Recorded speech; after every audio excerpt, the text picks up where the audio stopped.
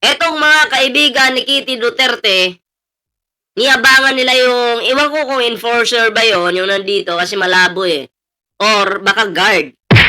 Pero, ginawa nilang panakot itong si Kitty Duterte doon sa taong yon. Okay, sabi ko nga sa inyo, hindi ko alam kung guard ba yon o enforcer, no? Pero ginawang panakot ang pangalan ni Kitty Duterte. Pero, mukhang nandito si Kitty Duterte sa likod kasi tinuro eh. Sabi, kilala mo ba sir si Kitty Duterte? Ginanon-ganon pa. Mga lasing to, mga bangag na to mga pre. Di ko alam kung lasing ba talaga to, nakatira lang ng pulburon. Oh, baka nakachungki ito, nakachungki. Diba? Oh, so ito na po, no? Oh, panoorin po natin ito. Ano po talaga to Sinadya po nilang lumabag sa batas trapiko. Sinadya. Okay lang sana kung nagkamali kayo. Isinadya nila. Tapos sila pa yung nag-video. Oh. Sila pa yung nag-video. Pinost pa sa social media. Tatanga talaga. Oh, eto. Panoorin natin to. Ay, putang ina mo!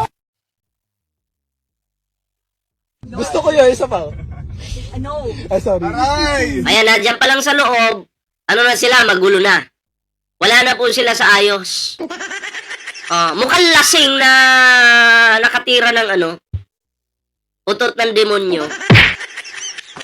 Baby Leonora, salamat po sa ipakulay dyan Salamat po sa blessings. Ayan. Good morning po sa lahat watching here in Sweden. Shoutout po mukha po siyang dito. Mukha po silang bangag na bangag dito na lasing. Baka bangag. Panoorin natin. Ayun huwag kalimutang mag-like dyan Sino yung nakapag-like na? Like, share, subscribe po mga pre Wait lang, saan tayo? Left or right? Left or right? Left or right? Sabi, nagtanong siya ngayon. Saan tayo? Left or right? Sa left, wala kang violation doon. Nag-right ngayon. Tingnan nyo Saan tayo? Left or right? Left or right? Left or right? Okay ba Left? mag-drive? Ako Left? na. Sige na, sige. Okay. Pwede ba kumaliwa dyan? Baka Pwede. bawal! ayan nagsabing bawal. Bawal. Alam nilang bawal. Mga kaibigan po ito, ni kiti-kiti. Alam nilang bawal, pero nag-go pa rin sila. Isa ako. Lalakad ako. Putang ina mo, Loy! May bawal pa baliwa. Bawal po talaga, sabi. Bangag kasi yung nag-drive. Walang bawal.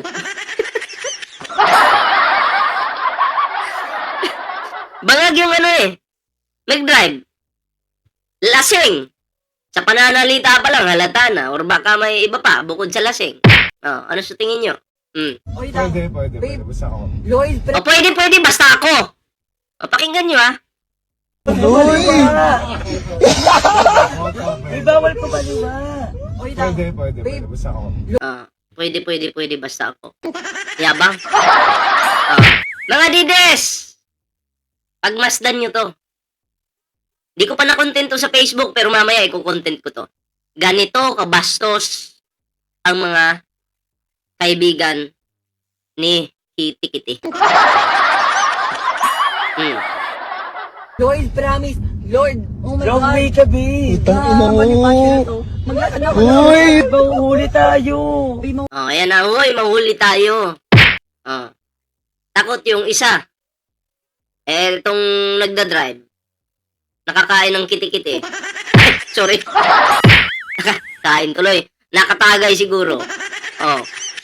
Di matapang, malakas yung loob. Huli tayo. Saan tayo pupunta? Uy, Roy, ata. Ayun na, nahuli na tayo. Nasiraan tayo ng... Excited sila. Yan na, nahuli na tayo. Lloyd, kunwari yung ways, the ways. Sabi mo ways. Bobo. Kunyari, naligaw sila dahil sa Waze. Yung Waze pa yung kasalanan pa ng Waze kahit di naman sila nag-Waze. Ayan naka-video Kunyari daw, gagawa sila ng aktingan nila dito na pang malupitan. Pang malupitan. Eto na. Kuya, we're getting lost. Putang ina. English na agad. Parang kain ng tae ba, no? Kanina nagtatagalog lang siya, tapos para sindakin yung nanguhuli sa kanila. Kuya, we're getting lost. We're getting lost, kuya. Kinang ina mo. Sa akin mo sabihin yan, pakainin kita ng putang ina. Ano ka pa? Bobo. Are the ways, I think. Nanggigigil talaga ako dito. Sarap barilin sa mukha, no? Barilin ng ano ba yung bato yung bala.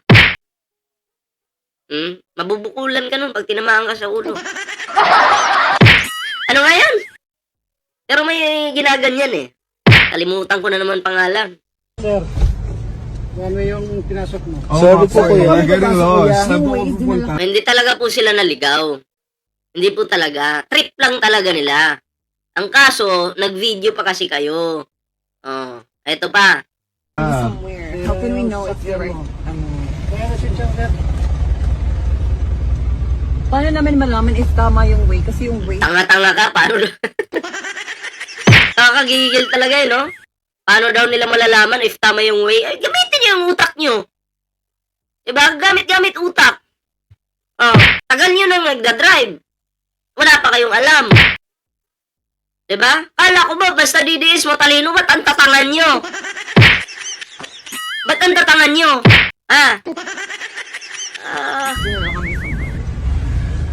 Lahat ng sasakyan galing ano yan. Yeah po, pero the ways kasi indicated us to be with you eh. Indicated as to be with the... Inang ina mo. Ang ina mo. Ganyan magsalita yung mga DDS. Yan sila Teo Moreno. Magkatunog. Magkatunog talaga. Diba? Ganyan yung mga style nila. Pero bobo naman. Ang paslupa naman ng mga putang inang yan. Bakit? Bakit ko tinawag ng paslupa? Putang ina. Tinakbo yung pera ng mga DDS. Pwede ang paslupa ka. Sinusunod ko lang yung mga nasakay sa akin. Sinusunod ko lang yung mga nakasakay sa akin. Ang ina, bangag. Wala naman may isa diyan kanina na nagsalita na, uy, mali yung daan, baka mahuli tayo dyan, pero pinilit mo pa rin. Diba? Klaro yan. May dadaan po. Magulo eh. Sabi niya, nalagaw sila dahil sa Waze. Ngayon, sasabihin mo, sinusunod mo yung mga sinasabi na nakasakay sa'yo. Banga. Kuya, sorry. Oo yan. Saan Saan kami mo yung dadaan, value na kuya? yan? Saan nga yung ano ko? Kuya, saan kami dadaan? Cellphone ko. Saan yung cellphone ko? Yeah, Kilala mo si Kito Duterte? Dito na. Papakilala na daw si Kitty Duterte. Sino ba yung putang inang yan? Kung ako yung ako lang yung nandyan. Sino ba yung putang ina niya? Pakialam ko dyan. Ginagawa ko lang yung trabaho ko. Pagigil ah. Saan yung cellphone ko? yeah. Kilala mo si Kito Duterte? Ayan siya oh. No. Huwag mo dili, huwag ka na magano kasi... So yan na tinuturo po. Ewan ko, baka nasa likod lang si Kitty. Kitty Duterte. Kasi sabi, ayan siya oh. Ibig sabihin, nandyan. Future president ng mga tanga yan. Future president ng mga tanga yan. Huwag kayo ha. Ayan na siya oh. Kilala mo sa Duterte? Si Kito Duterte. Kuya, kabalo ka, masibano. Kuya, kabalo. Utang ina mo, nasa Manila ka, magtagalog ka. Bisaya, mga parang first time lang maka-apak sa Luzon eh, no? Parang first time lang. Di marunong magtagalog mga puki ng ina. Ayun na. Ako nga eh, ako Bisaya naman ako, pero pag kahit saan akong lugar magpunta, halimbawa Tagalog, magtagalog ka. Di ba? Hindi magbibisaya ka para ka mongoloid. Kuya, dito ka lang, kuya! Ayun siya. Right now. Ako na Lloyd. Kuya, tingnan mo. Ayan na, tinuturo sa likod. So, ibig sabihin, nasa likod po si Kitty Duterte. Diba? Nasa likod. Inaalaw ni Kitty Duterte na, alam mo yun, gaguhin nila ang taong ito. Dapat kung matino ka, in case lang naman kung nasa likod si Kitty, kung matino ka, dapat sinita mo yung driver na kaibigan mo. Uy, huwag mong gagawin yan. Diba? Future president ka pa naman ng mga tanga. Future president ka pa naman ng mga tanga. Tapos gaganyan-ganyan ka. Sige na, wait. And I'm gonna call you. Give me the fucking phone. Hindi mo, Agi, kuya. Give me the fucking phone. Bisaya. Bisaya. Ay, to. Bisa. Wala talaga to, no? Limar. Bisaya, ipipili talaga nila yung Bisaya. Hindi nga nagsasalita ng Bisaya yung tao, eh. Diba? Kung sa inyo siguro sabihin to, ewan ko lang. Ewan ko lang talaga. Baka mapikon din kayo. Kung kayo yung nasa kalagayan ng guard, baka makapagsalita lang kayo ng hindi maganda. Bisaya. Kaya, kuya.